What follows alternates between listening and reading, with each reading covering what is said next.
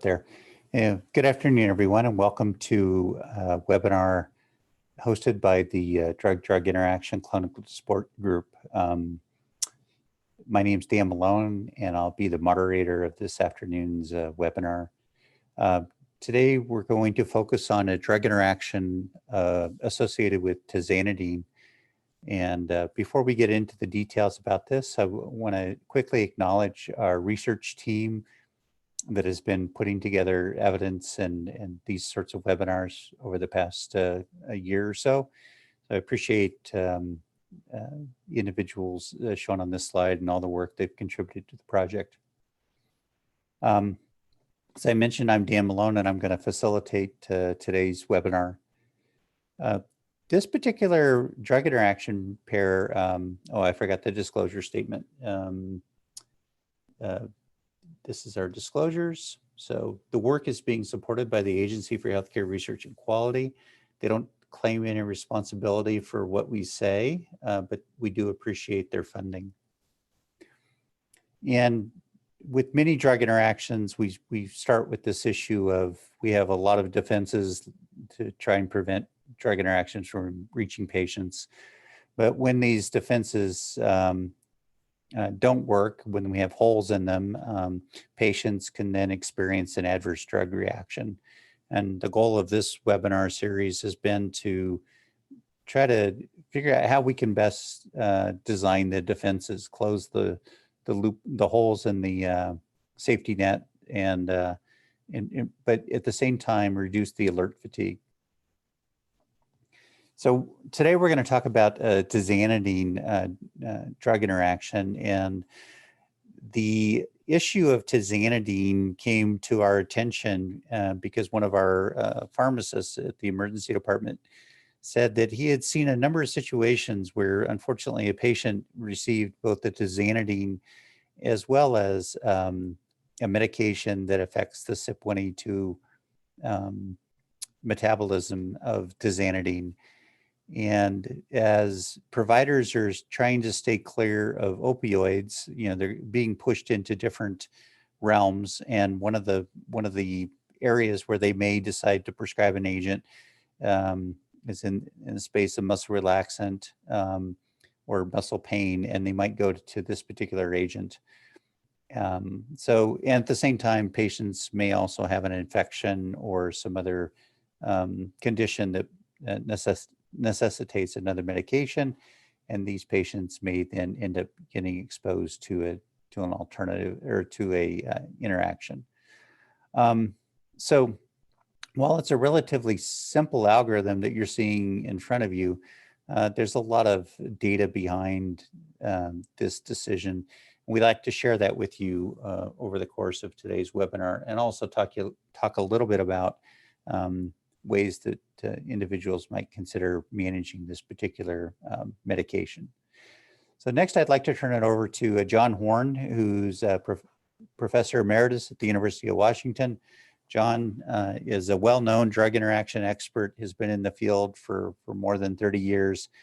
And John, I'll go ahead and advance the slides as you like. So all yours. Thanks, Dan, and welcome to everybody. Hopefully your weather is getting a little better as time goes along this week. It's been trial for a lot of folks. Let's go to the next slide, Dan. Tizanidine is, as Dan mentioned, a drug that's used to treat muscle spasm and pain. And it's an interesting compound in that it's one of not a huge number of drugs that is metabolized by 1A2. The bioavailability of this drug runs around 20 to 40%. It's got a fairly high first pass metabolism and a fairly short half-life. So under normal circumstances, this drug gets through the body pretty quickly. And what we're going to really focus on today is what happens when you interfere with the normal metabolism of Tizanidine. Besides drugs, there are a few other things that have been shown to affect 1A2 activity, including elderly patients with renal dysfunction, where there is a reduction in clearance. 1A2 is an enzyme which we don't talk about a lot. Theophylline was probably the first drug that most of us learned about of being a 1A2 substrate, but then there are others.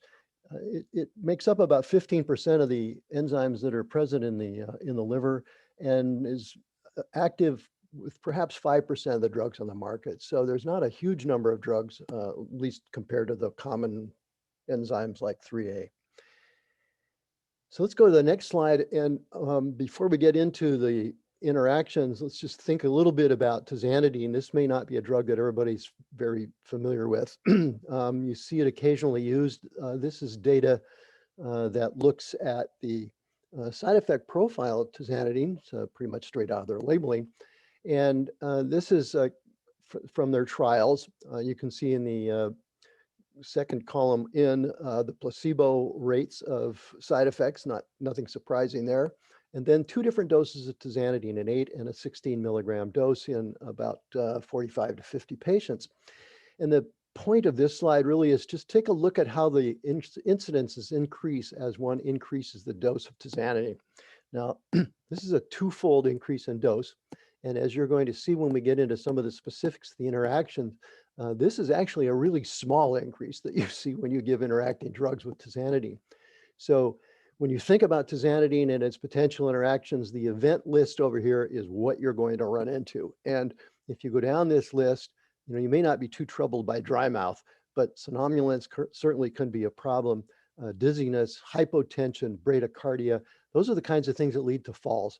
And that, of course, is a really bad outcome for a lot of individuals who might be exposed to tizanidine's adverse effects. Let's move to the next slide.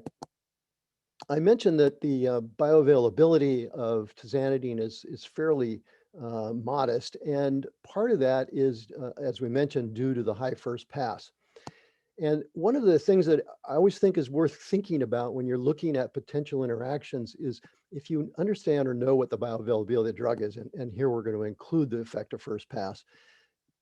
Drugs which have a high bioavailability of above 70% or so, when you change bioavailability either by first pass, which one can, the change in the AUC is not going to be very large. Obviously, if the bioavailability is 70% and you make it 100% by interfering with the first pass, you've increased the AUC by 30%. Now, for some drugs, that may be an issue, but for a lot of drugs, that's going to pass by pretty much unrecognizably. If you take the other end of this slide and look at drugs which have very low bioavailability, let's say less than 5%, affecting that is going to have a really big change. If you increase the bioavailability, let's say from 5% up to 20%, that'll increase the AUC 4-fold. Now, for a lot of compounds, a 4-fold increase in AUC is very likely to increase adverse events. And if we want to think a little bit more about how first pass affects magnitude of interactions, we kind of have to get out into a situation where we can look at just first pass and ignore any changes in systemic clearance. And fortunately, we have a drug that does that. And if we go to the next slide, we can see what that looks like. This is the effect of grapefruit juice, which, as all of you know, is a 3A4 inhibitor, not a 1A2 inhibitor, but is primarily affecting metabolism in the wall of the intestine. It really doesn't affect systemic metabolism of drugs. And what I've done here is just simply plotted a number of studies that were done with grapefruit juice and various drugs, plotting the change in AUC versus the bioavailability of the object drug. And as you can see, until you get a bioavailability less than about 15%, there's really not a lot of change going on here. You might get a 50 or a 40% increase in the AUC, but you don't even hardly get to a doubling of the AUC until you get down below 15%. And then you start to see big increases. And you notice there's 2 diamonds up there at 14 and 15-fold increases.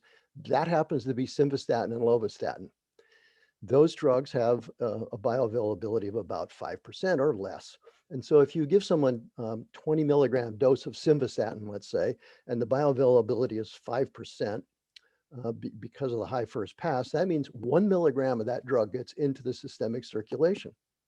If you then were to give an inhibitor and change that bioavailability from 5% to 50%, you would now have 10 milligrams of the drug in the systemic circulation, a 10-fold increase. If you up the bioavailability to 75%, you get 15 milligrams of simvastatin into the systemic circulation. So you can see that these drugs that have high first pass, low bioavailability, because of that high first pass, are very susceptible to large changes in their AUCs in the presence of interacting drugs. And we're going to visit this more in a few minutes. Let's move on to the next slide and talk a little bit about cytochrome P450-1A2. So I put on this one slide, I'm sorry about it, it's a little bit busy, but nonetheless, I think it's useful, at least if you want a reference for this stuff. Here's the common substrates. Now, there are many more substrates of 1A2, but they don't have very high dependence on 1A2. And what is in the parens after the drug name, for example, caffeine parens 95, means that 95% of caffeine's metabolism is via 1A2. So these are the FM values for these compounds. And most of these have at least a 50% FM. And if you just think about that in really simple terms, if half of the drug's metabolism goes down the 1A2 pathway and you totally eliminate that, if it's 50%, you'll get a doubling of the AUC. So, you know, when you look at these things, you can get some feeling for what the magnitude of effect will be with these individual drugs. And then you can ask yourself, is that enough for me to get concerned? And as you go through this list, you can probably go, yes, yes, no, maybe, sometimes, you know, as you go through here, you can make your decisions. Tizanidine, 80 to 95% of it goes down 1A2 and maybe even more than that, but it clearly is very dependent upon 1A2. The inhibitors we've listed here are fairly common drugs that produce certainly more than a twofold inhibition and sometimes greater than fivefold. I've indicated the drugs that have greater than a fivefold increase in AUC of sensitive substrates for 1A2 in italic. So you can quickly pick those out. And you can see commonly used drugs here like ciprofloxacin and fluvoxamine and rofecoxib, which is not on the market anymore, but has very potent inhibition of 1A2. The inducers, there's again not a huge long list of inducers on here, but there's some fairly commonly used drugs. Omeprazole might be the first drug that was identified as a 1A2 inducer way back in the old days when it was first being studied. And then there's some really common inducers on here like carbamazepine and phenobarb and phenytoin and rifampin and ritonavir and smoking. And smoking is an interesting one because it actually is a pretty good inducer of 1A2. It takes about 20 cigarettes a day to reach maximum induction. And typically what you see is about a 50% reduction in the AUC of the object drug. Now, the effect of smoking is not the nicotine, it's the smoke itself. So it's the burning of the hydrocarbons produce agents which are inductive. And one of the questions that we sometimes get that I'll just pass along because maybe it's occurred to some of you is, what about marijuana? And the interesting thing with marijuana is that both THC and CBD have been reported to be both inducers and inhibitors of 1A2, so that the net effect of those tends to be fairly blunted. But what about smoking the marijuana versus taking it orally, for example? We thought that would be a good study to do. So we got a group of young, healthy subjects and said, why don't we give these guys some marijuana cigarettes and see what happens? So we told them that they should smoke 10 joints a day for 7 days and then come back and we'll see what that does to their 1A2. The problem was no one remembered to come back. Well, fortunately, we have other ways to get data about what happens with tizanidine. And I'm going to turn the talk over now to our postdoctorate fellow at the University of Utah. This is Dr. Anoa Lamberas, who is going to show you some data that her and some of the other folks in our group have pulled together.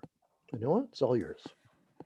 So thank you, Dr. Horn. And well, having mentioned these CYP1A2 inhibitors in the previous slide and under the hypothesis that their concomitant use with tizanidine could lead to a higher rate of its side effects, we explored the reports of the FOIAS database. Please, next slide. Well, we conducted an analysis from 2004 to 2020, and we calculate the reporting odds ratio for those reports mentioning hypotension or bradycardia that involve tizanidine pointed out as having suspect or are interacting role, plus one of the CYP1A2 inhibitors. We selected this reporting odds ratio, this proportionality measure, because this measure allows us to detect association between a specific adverse drug interaction effect and exposure in a real condition of use, but it doesn't allow quantification of true risk. Our results, please, next slide. Well, as you see of the reports with ciprofloxacin and tizanidine, 34 mention hypotension, showing a reporting odds ratio of 28. Of the reports with tizanidine and fluvoxamine, just 5 mention hypotension, but we got a higher reporting odds ratio, it's almost 37. And only 5 reports with tizanidine and ciprofloxacin mention bradycardia, with a reporting odds ratio of 13.5. We have to keep in mind that this is not a method for establishing risk. This reporting odds ratio represents that the odds of reports with hypotension within all the reports involving, in the first case, tizanidine and ciprofloxacin is 28 times higher than the odds of reports of hypotension among all the reports in the FIRES database. Next slide, please. Well, so our analysis suggests that strong signals for hypotension with concomitant use of tizanidine and ciprofloxacin or fluvoxamine, and for bradycardia with concomitant use of tizanidine and ciprofloxacin. None of the rest of the CYP1A2 inhibitors showed a signal when concomitant use with tizanidine. And well, I must say that these are preliminary data that our team keeps on working on drug interaction signal detection in the FIRES database. So we hope to get more results and also disseminate them. Thank you very much. And I leave you again with Dr. Horn. Thank you. Interesting data. And I think that we can go on to the next slide, Dan. The idea of doing these retrospective studies looking for signals is very useful. And I'll just show you a little bit of data that's been published with tizanidine that reflects exactly what was just shown. This is a study looking at a couple of hundred patients who received tizanidine with Cipro or tizanidine with a different antibiotic during the same 7-day period.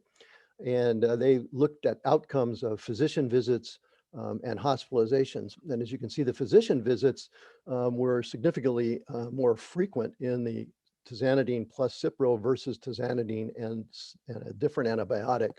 Hospitalizations did not quite hit the significance level, but they were more frequent. One of the things you have to kind of keep in mind here is that antibiotics are not necessarily a good placebo drug to use here. And the reason for that is that the infection itself can affect 1A2, as many of you are aware. We'll look at a little of that data later. Let's go on to the next slide. This was another study looking at tizanidine plus ciprofloxacin out of the VigiBase, which is a European database. And you can see the demographics here are pretty typical of what you would see for patients receiving this drug. The common adverse effects are exactly what we would expect to see with this drug. And some of these were rated, or the adverse effects were rated for seriousness, and death obviously would be serious. Hospitalizations clearly a serious problem. Other medically important conditions, and then life-threatening, which I'm not quite sure how that might be different than, I guess that's somebody's life-threatening but non-hospitalized perhaps. But clearly a lot of these adverse effects were important and were serious from the standpoint of patient outcomes. So this is really a drug which has the potential to harm people. And I think that's the reason why we are interested in looking at it. So let's move on now to the next slide and start looking at some of the prospective data. And there is actually a fair amount of data that looks at the kinetics of the interactions. I'm not going to show it all to you, but I will show you some examples of it. This is a 10 healthy subjects data using 500 milligrams of Cipro or placebo for twice a day for 3 days. That's enough to get 1A2 inhibition. And a single dose of tizanidine 1 hour after either the Cipro or the placebo. And so if you look at the graph, the chart, you can see the Cmax, the half-life, and the AUC data. The purple bars are the baseline, and the red bar is Cipro. And you can see the Cmax goes up about 7-fold. There's really no change in half-life, and the AUC goes up about 10-fold. Now, why do we see an increase in AUC and Cmax but no change in half-life? Whenever you see that kind of data, that tells you this is pre-systemic metabolism effect. This is first pass. The half-life is not changed when you change pre-systemic metabolism. It is changed when you change systemic. So the fact that there's a small increase here probably indicates that there's obviously some effect systemically as well, but the vast majority of this effect is pre-systemic. And then let me take turn your attention to the change from baseline data in the text on the left side. And what I've put here, it's always hard to try and figure out how to show this data quickly and easily, but they measured systolic and diastolic blood pressure as well as drowsiness. And what I'm showing here, the minus 16 millimeter mercury versus minus 34 millimeters of mercury for the systolic pressure. That's the change in systolic pressure of Tizanidine plus placebo, that's the 16, and the 34 is Tizanidine plus Cipro. So this gives you an idea of the magnitude of the effect on systolic and diastolic blood pressure in healthy subjects. Now, most of us, I'd be pretty happy to get my blood pressure down by that, but this is not a good thing for someone who does not have elevated blood pressure to start with, and certainly could cause the symptoms that we referenced earlier. In addition, this drug does cause CNS sedation, as we mentioned earlier, and that was shown in this study as well. Let's move on to the next study and look at fluvoxamine. Fluvoxamine is an interesting drug. It's a 1A2 inhibitor, also a 2C19 and a 3A4 inhibitors. This is actually a fairly broad spectrum precipitant drug.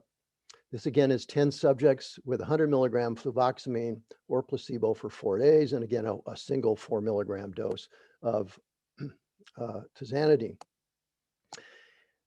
Once again, we've got the Cmax, the half-life, and the AUC data.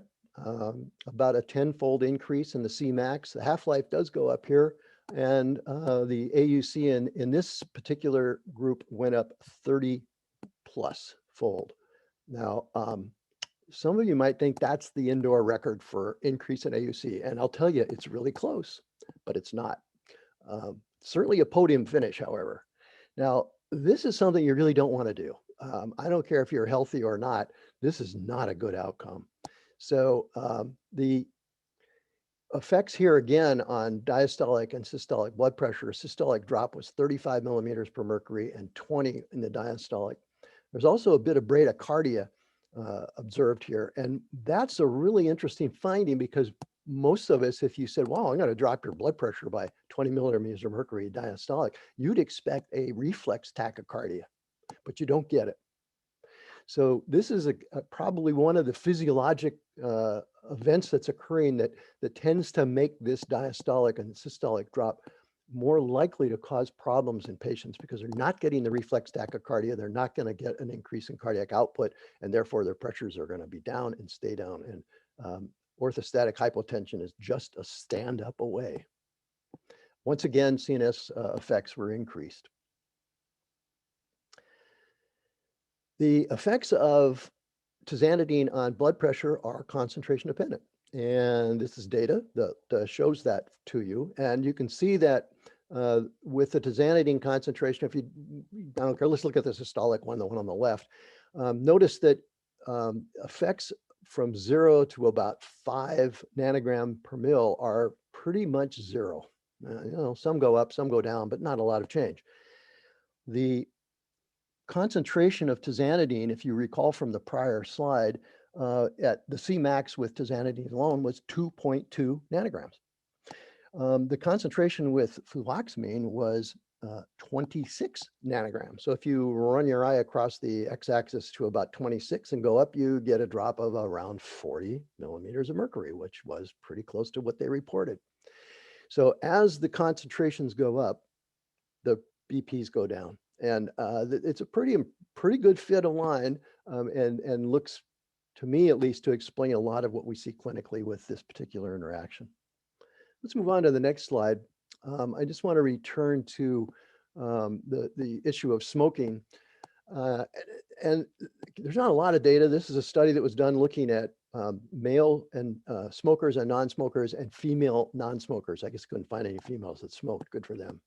Anyway, when you compare the male smoker and non-smoker, you can see that there's a significant reduction in the AUC of tizanidine, excuse me, because of the induction of 1A2 by this smoking and the cigarette smoking.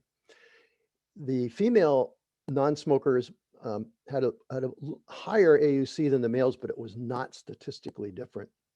And that may be the result of estrogen, which is known to be a 1A2 inhibitor. But in this particular group of subjects, was a small study, that wasn't a significant difference.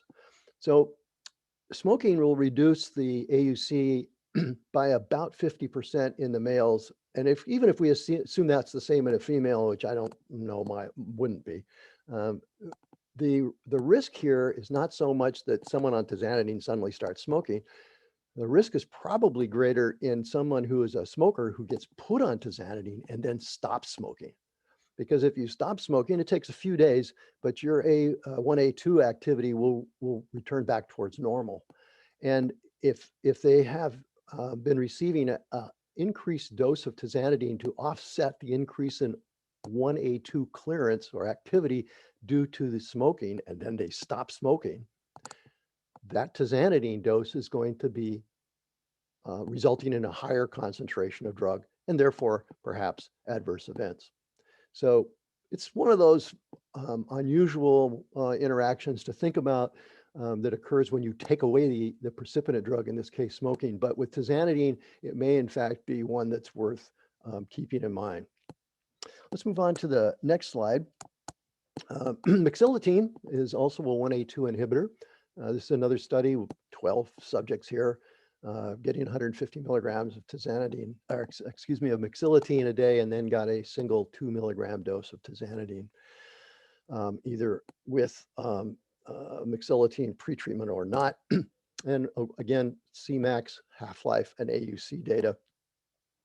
And we can see that the effect on with mexiletine is not as great as we've seen in some of the other studies. You know, Cmax here has gone up about, what, 2.5-fold. AUC maybe 3-fold or so, not quite 4. So there is some effect, but it's not quite as dramatic. And indeed, the effects on systolic and diastolic pressure are not as dramatic. We again see that 10 to 12, 15 milligram drop that tizanidine causes, although this is only a 2 milligram dose, so these are a little lower. And again, the effect when given with mexiletine pretreatment, a pretty good drop in blood pressure, 24 millimeters with systolic and 18 with diastolic. And in this particular population, they saw a more dramatic heart rate drop, 11 beats per minute with tizanidine by itself and 13 with the combination of mexiletine. So while the effect here is less, it's still, I think, clinically quite important and one worth keeping in mind. Even though we don't use a lot of mexiletine, the risk is certainly there. There aren't a lot of studies with typical inducers, but there is a study here with rifampin, and so I thought I would share that with you. This again is a small study with 10 volunteers. By the way, that's some years ago, somebody did a study on how many patients are in studies, and the average number is 8. Anyway, so they did 10 in this one, and they gave them rifampin for 5 days, which is long enough to get induction. It does take a few days. Again, single dose, 4 milligram tizanidine after the 5-day dose run of rifampin. Now here we see, of course, the induction effect on 1A2 with the Cmax being cut in half, no change in half-life, and the AUC being cut in half. So again, this group of patients, people who are on inducers, are not going to respond to tizanidine very well in normal doses because they're going to have about half the concentration that you might expect. And so these patients may well end up getting their doses increased to get therapeutic efficacy, which would be fine as long as you don't stop the inducer. And if you do that, of course, then they will have a rebound increase in their tizanidine concentration, which could, again, cause problems. Let's move on to the next slide. I mentioned earlier that estrogens may account for some of the difference in 1A2 activity between men and women. And there is a study with oral contraceptives, and this was a study of 15 women taking oral contraceptives and 15 women not taking oral contraceptives. They received a single 4 milligram dose again of Tizanidine, and you can see that the Cmax and the AUCs once again go up roughly 3 or 4-fold with oral contraceptives. I think this is probably a fairly predictable event. The good news here probably is that most patients on oral contraceptives are on them constantly, and so the effect of this is probably going to be maintained, and you won't see a whole lot of change over the monthly period of the use. So the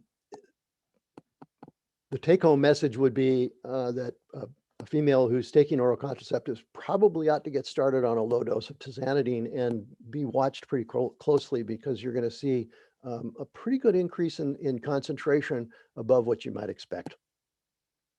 If we look at the next slide, we can see what the effect of this was on the blood pressure data. And again, pretty good reductions in systolic and diastolic pressure in contraceptive users compared to the control group, with the drop in heart rate persistent in this group as well. Let's move on to the next slide.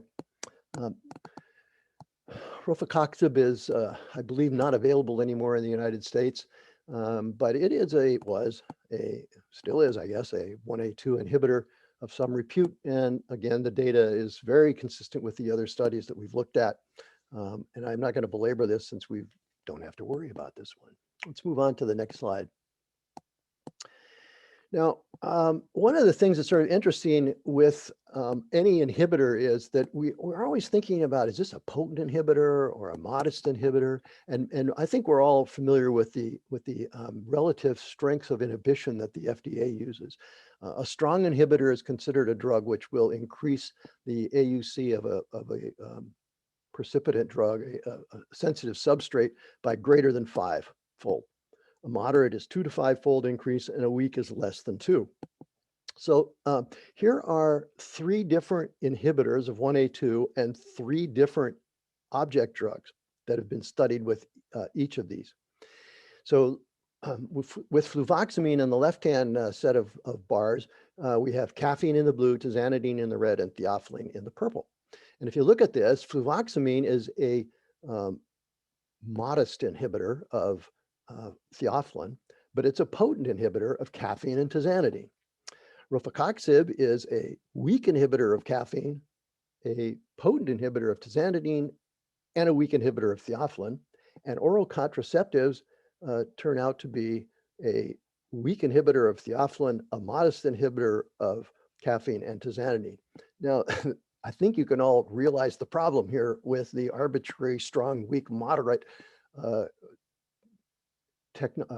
terminology that's used to describe inhibitors. It depends a lot on what the object drug is, obviously. And so that's one of the things that I just want to point out from this data, that we see this. Now, how do you explain this? Well, I think part of this has to do with how the drugs are metabolized and what kind of first pass they have. And Tizanidine here has a very high first pass. Caffeine has no first pass, which probably explains the big differences between those two. Theophylline's a little bit unusual because it's got 3A4 metabolism as well as 1A2, and that may blunt some of the effect of the a straight 1A2 inhibitor on theophylline. Let's move on to the next slide and take a look at Ramelton. This is an interesting drug. This is a sedative drug. This is a 1A2 inhibitor. It's also, excuse me, it's a 1A2 substrate, but it's also a 2C19 and a 3A4 substrate. Now, I hope that sounds familiar to you because fluvoxamine is a 1A2, 2C19, and 3A4 inhibitor. And so if you give Ramelton with fluoxetine, which is a 2D6 inhibitor, not much happens. Keto and fluconazole are primarily 3A4 inhibitors. And again, you get maybe a 2-fold increase in the AUC. But if you give this with fluvoxamine, you get a 190-fold increase. This is the indoor record holder for the increase in AUC due to a drug interaction. So when you get that question on Jeopardy, you now know the answer. This is, I think, what would be the perfect storm of a drug interaction. I mean, if you really want to put somebody to sleep, give them Ramelton and fluvoxamine. I mean, they're probably never going to wake up. So, you know, this is probably one you put in the back of your head is never let this one out of the door. It also raises, I think, an interesting question is what other drugs are like this? Where would you see another Ramelton with fluvoxamine? And I did a quick look through our CYP table, and I'll give you a couple of examples. Clozapine is a 1A2, 3A4, 2C19, 2D6 substrate. So 3 of the 4 pathways will be inhibited. Lidocaine, 1A2, 3A4, you'll get both of them with fluvoxamine. Ondansetron, 1A2, 3A4, 2D6. So 2 of the 3 will be inhibited with fluvoxamine. We can go down the list. There's a few others, but the point is that oftentimes when we look at drugs that have multiple pathways of elimination, we think, oh, well, they're probably not going to have much of an interaction because if you inhibit one pathway, the others will just take over. And that's typically what happens, but that doesn't happen here with fluvoxamine because of its widespread inhibition activity. Let's move on to the next slide. Now, since tizanidine is metabolized, what happens in people who have liver dysfunction? And cirrhosis, of course, is the disease that really affects metabolism. And here's a series of 8 patients who had varying severity of liver cirrhosis. And you can see the tizanidine doses and then the effects of diastolic and systolic blood pressure, and you've got with and without tizanidine. So the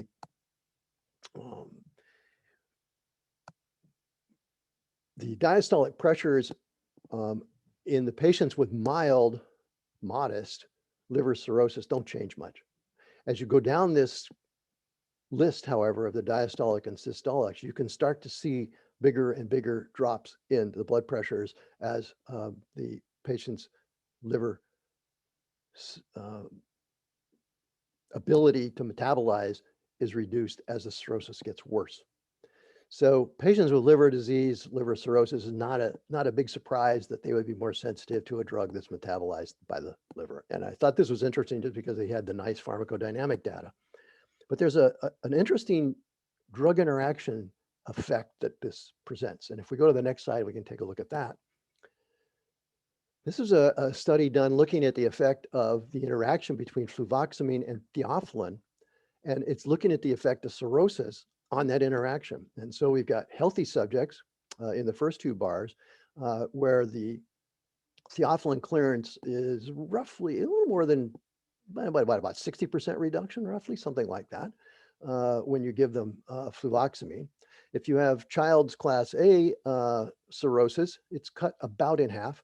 And if you have a child's C, almost no effect at all. Now, this is sort of interesting because what's happening here is that the cirrhosis is actually protecting you from the drug interaction. And why is that? Well, it's pretty simple. If you don't have functional enzyme, and that's the problem with more severe cirrhosis, there's really no enzyme to inhibit.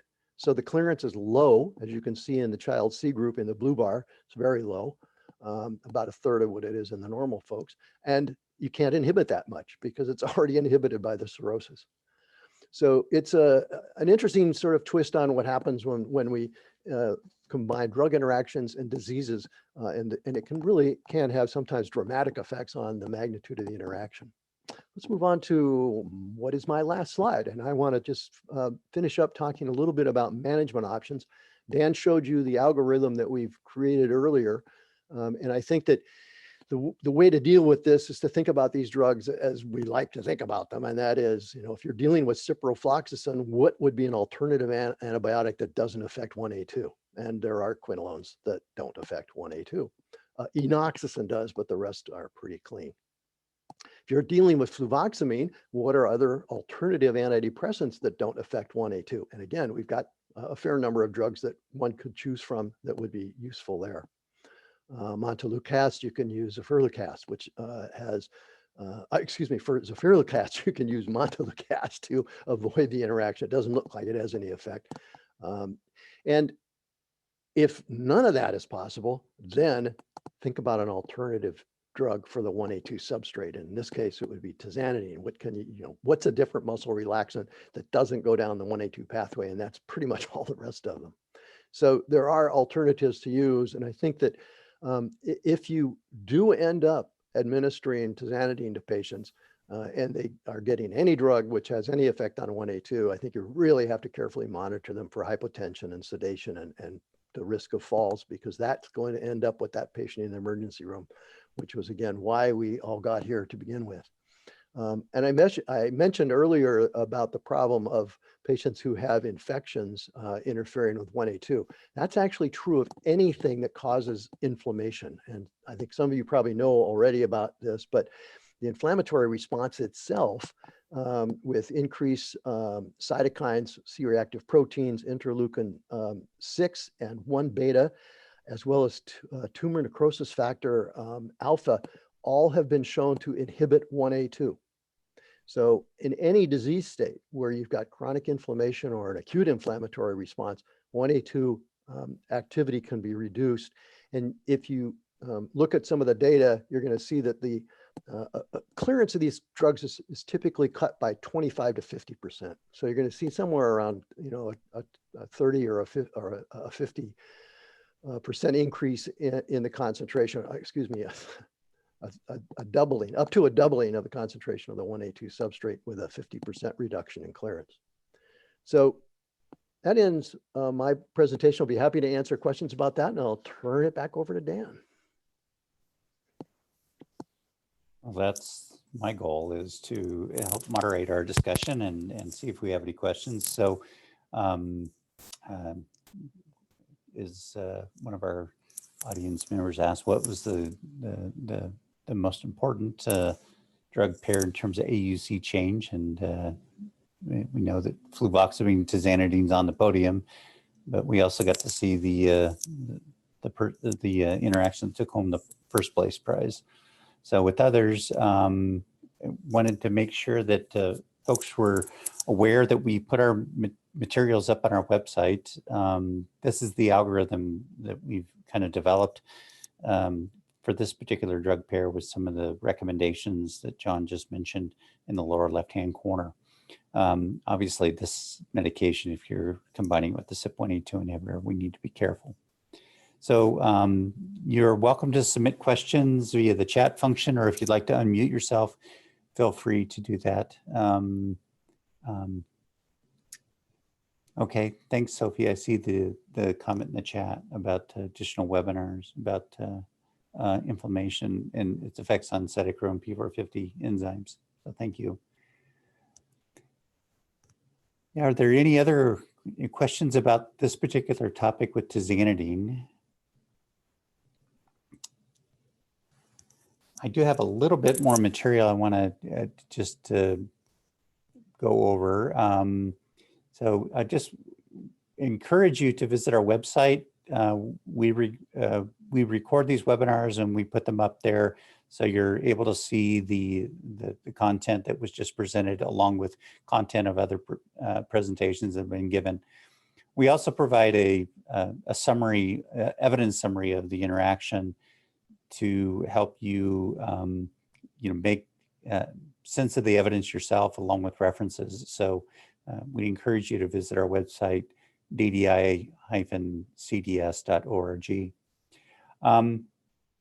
This project has been funded by a grant from AHRQ, and our goal with this was to try to come up with contextual alerting algorithms to reduce alert fatigue, and then also disseminate these to healthcare organizations so that they have an opportunity to improve or at least modify their alerting at their local healthcare organization.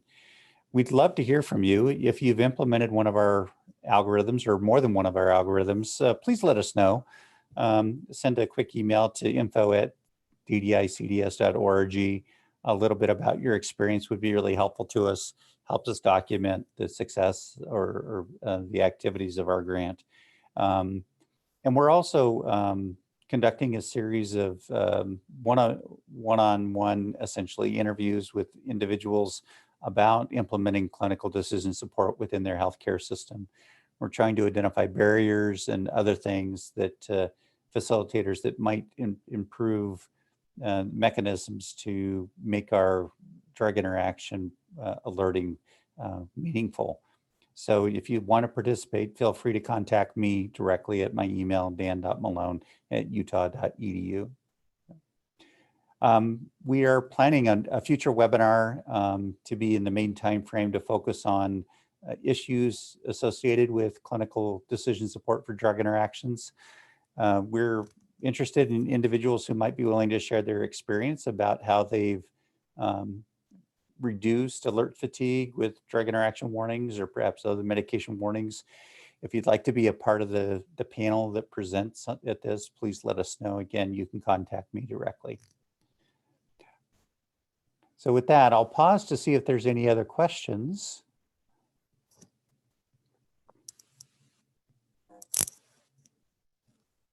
And I guess not. So thank you very much for attending today's webinar. My thanks to Dr. Horn and Dr. Lombarz for presentations on this particular topic.